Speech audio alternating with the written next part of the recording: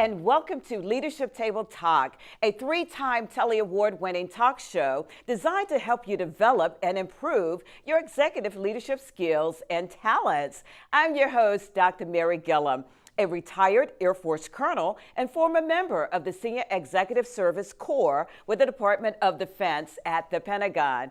I'm also the owner of Premier Strategic Solutions, LLC. In today's episode of Leadership Table Talk, we're going to discuss financial literacy. I want to introduce you to a concept called LIFE, which stands for Leadership Initiates Financial Excellence.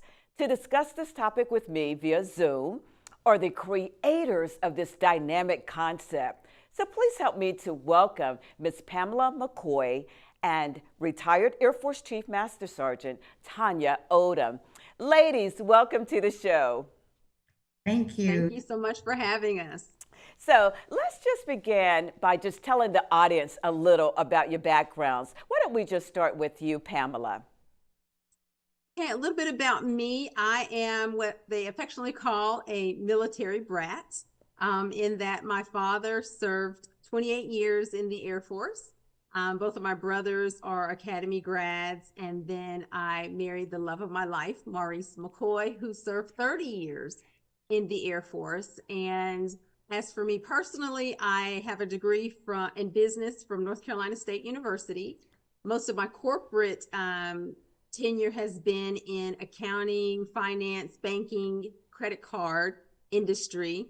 And during that tenure, back in 2008, while still full-time at a bank as vice president, collections, recovery, fraud, and probate, I actually started my first business, Bonafide Credit Consultants, LLC, where we provide financial capability education and personal money management. And fast forward a little bit, amidst the pandemic, I like to refer to this newest division of my company as my assignment from the big guy. So during that time, June of 2020, B5 Reaffirm was birthed. And in that division of my company, we focus solely on the self-esteem of females. Oh, that is awesome. That is so great. So, Tonia, having met you through some mutual military friends a few years ago, I know quite a bit about your background, but just for our audience, could you just enlighten them, please? Thank you, Dr. Gilliam, and thanks a bunch for inviting us. I was born in Crystal River, Florida, and grew up in Lakeland, Florida. Lakeland is situated between Tampa and Orlando. Growing up, I had aspirations of becoming a singer and a dancer, thus the Air Force. I entered the Air Force, served almost 24 years, reaching the rank of Chief Master Sergeant, the top 1%. And after I retired from the Air Force, I was in the right place at the right time, worked for corporate America almost 9 years, and recently retired after 16 years from the Department of Military Science, Florida Southern College, Army ROTC. My background is organizational leadership and management, and I have a master's degree and have an MBA with a concentration on finance. Oh, that is awesome. So, ladies, since we are talking about leadership here, well, what is your definition of leadership? Why don't you just go ahead and start, Tonia, your definition of leadership? Yes, leadership is problem solving for your team members. It's having the integrity and the confidence without arrogance of being there for your team members. Also, you want to be the type of leader where your team members are not afraid to approach you. You want to have the active listening skills so that way you can be available to help your team members or understand their issues, their problems. All too often, you may not be able to solve that problem, and that's when you need to turn or help that team member find the solution through other sources. Oh, that is so good, Tonia. So, Pamala, could you also address that for us, please? Well, I have to piggyback on a lot of what Tonia said, and just add that, leadership, in my opinion, it's more than just managing people, right? It's about getting to know people and valuing people and what they're bringing to the table. And I think she mentioned integrity, and for me, that's paramount. And in my terms, I say bona fide, right? That you have to have bona fide integrity and leading with that. And from that, what I mean is always seeking to do the right thing simply because it's the right thing, right? And leading people in that direction. And I like to say, someone once said, if you think you're a good leader and you turn around and no one else is there, you're Yes. just someone on a walk, right? Yes. So being a good leader means people are ready, willing, and able to follow, right? So. Oh, that is wonderful, Pamela. I think that was, if I recall, John Maxwell may have said that. Yeah. That was so good. Okay, so ladies, let me ask this. I know as professionals, having led many organizations, what were some of the challenges that you faced in your leadership roles, and how did you overcome them to become the successful women that you are today? Why don't we just go ahead and start with you, Pamela? Well, I'll start from the corporate side. The industry that I spent the most of my time on the corporate side in the banking industry was on the collection side, or what we refer to as the back end of the business. And that is a predominantly male-dominated arena. And so being a female in that arena comes with its own set of challenges. And then if I would add to be an African-American female in that arena adds a whole nother dynamic. And so to say it could be challenging at times might be an understatement, but I think, how I overcame those challenges comes from what really B5 Reaffirm is all about. And that's self-esteem, right? When you have self-confidence and know that you know that you know that you know about your own abilities, about your own worth, then you don't allow other people to try to define that for you, right? You know what you're bringing to the table, and you can stand your ground and stand firm in that. And for me, that bode well and led to me being able to be successful in that arena, even though it was a male-dominated arena. At one point in my career, I was selected and identified as one of the 5 women to watch in the nation in collections. And that doesn't happenstance, so it's in spite of, right? And so my advice to anyone is really, and not just females, but anyone, right? Confidence, know your stuff, be what you're destined to be, right? And everything else will fall into place. Oh, Pamela, that is awesome. I had no idea about that in your background. That is wonderful. And so, Tonia, can you kind of share with us maybe 1 or 2 of your challenges that you may have encountered and how you overcame them to be the person that you are today? I have to piggyback off several things Pamela stated. Dr. Gilliam, I was a part of the 70s, 80s, 90s military, a male-dominated military.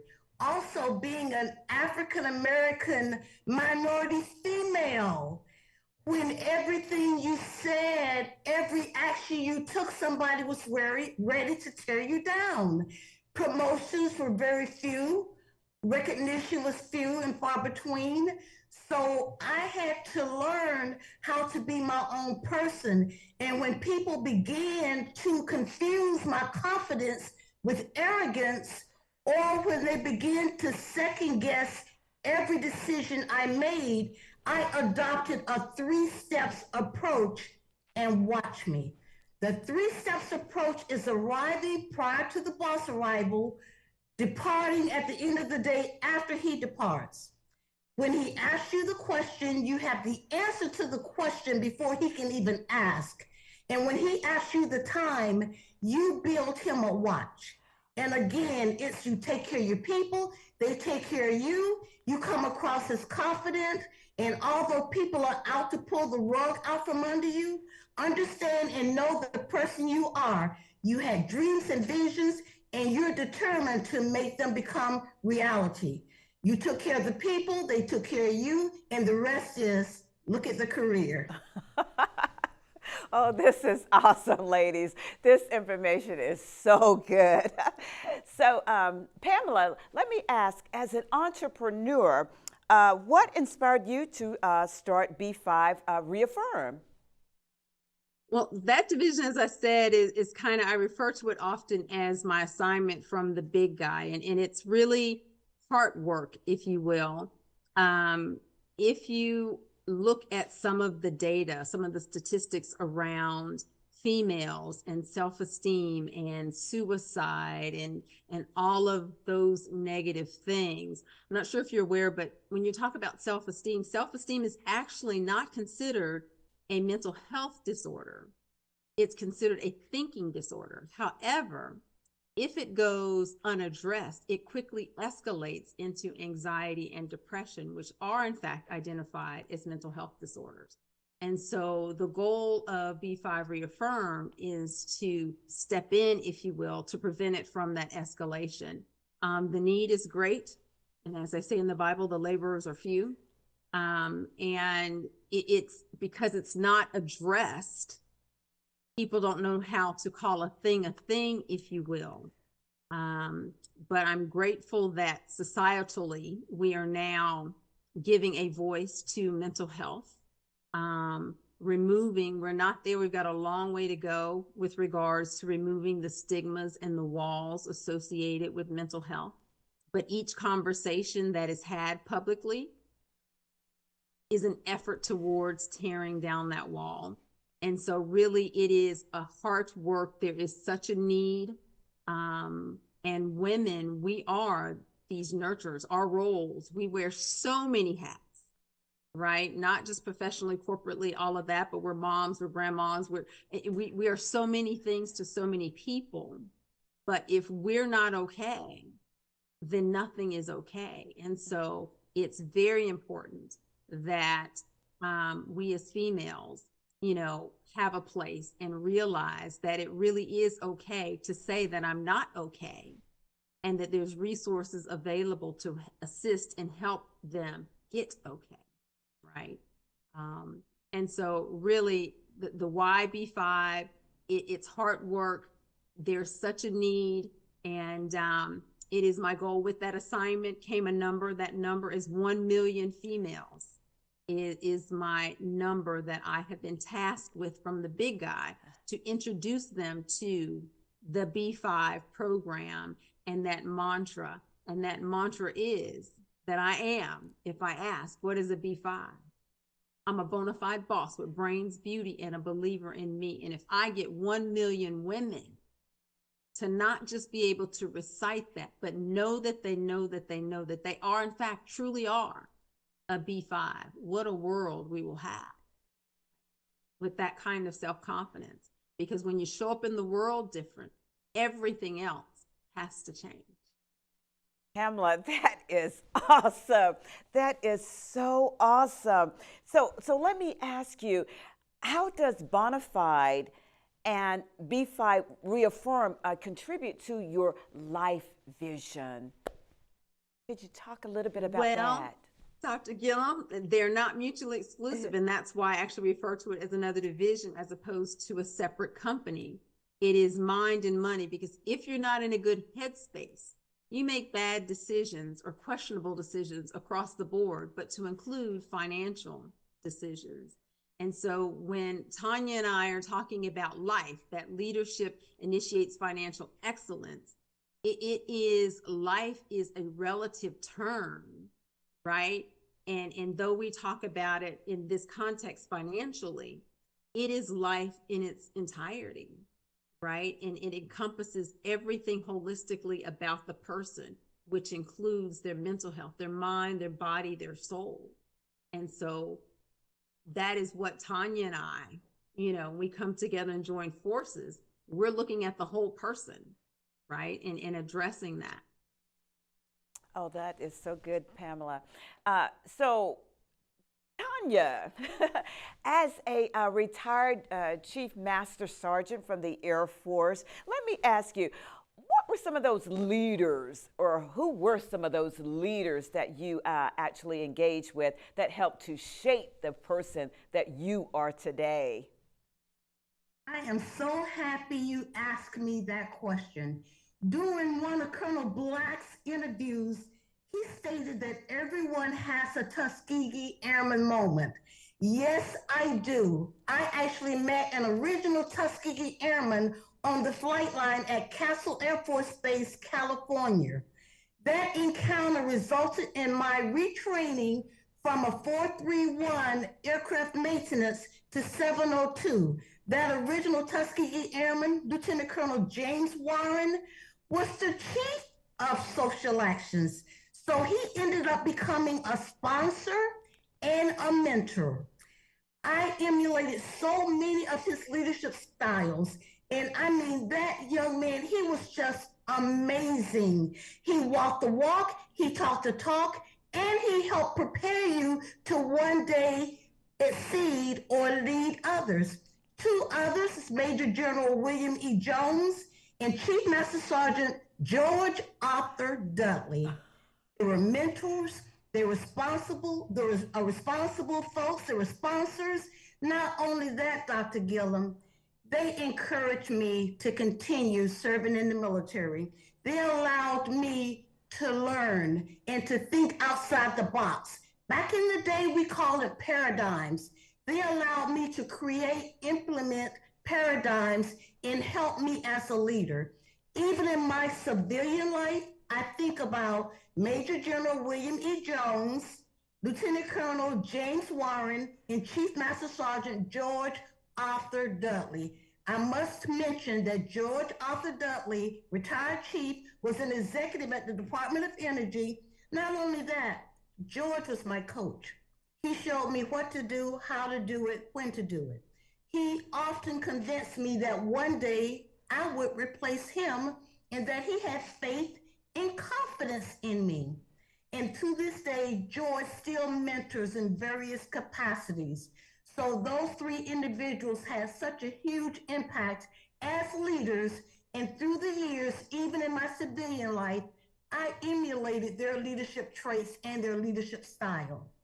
Oh, oh my goodness, Tanya, that was just awesome. And the fact that I do know Chief Master Sergeant retired George Dudley, I'm just like, oh, this is just truly awesome.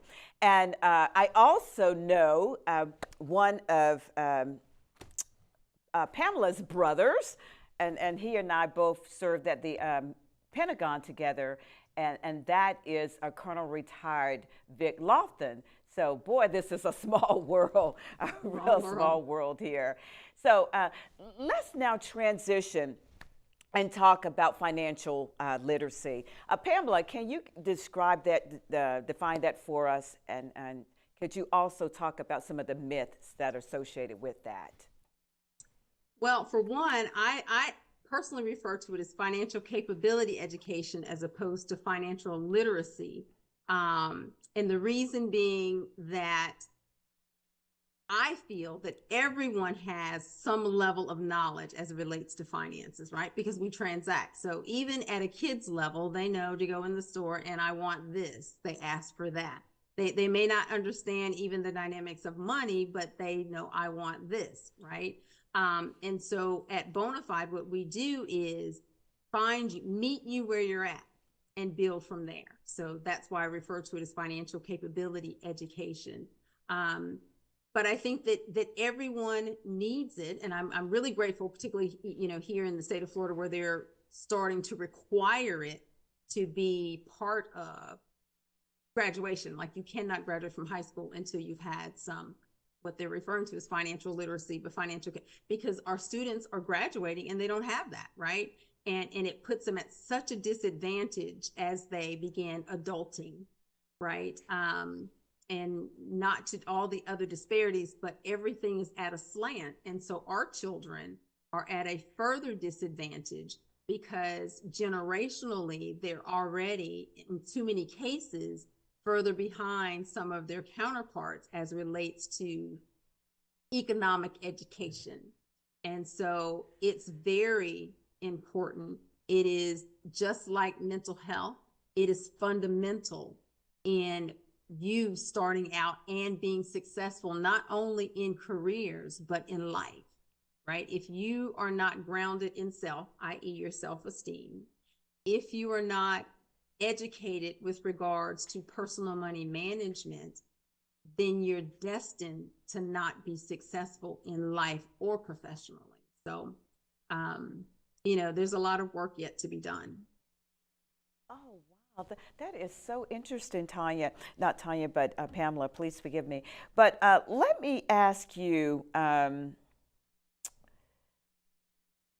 could you ladies now talk a little bit more about the life concept itself? Can you explain to our audience what that is really about? The life concept is really about more, not more, but more.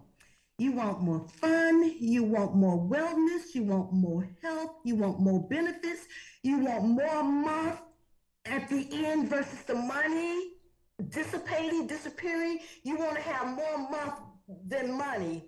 That's what I'm trying to say. You can get more with McCoy and Oldham. We want to show you through our leadership and financial excellence how you can really live and embrace life.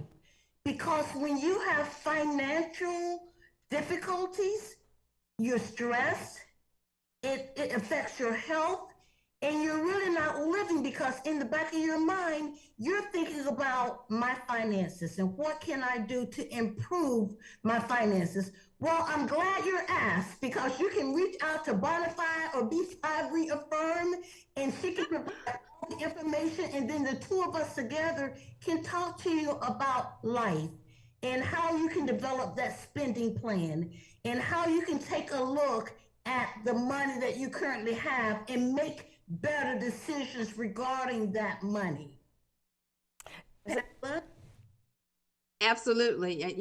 Tonia said it perfectly. It's all about leadership, right? That's why the L is about leadership. It is leadership of your life. I have another program that I do under Bonafide that I do with young people, and it's called CEO Me. And it's really about the whole concept of being a CEO of a corporation. What is that definition? What are some of the characteristics? What is the day in the life of a CEO of a corporation?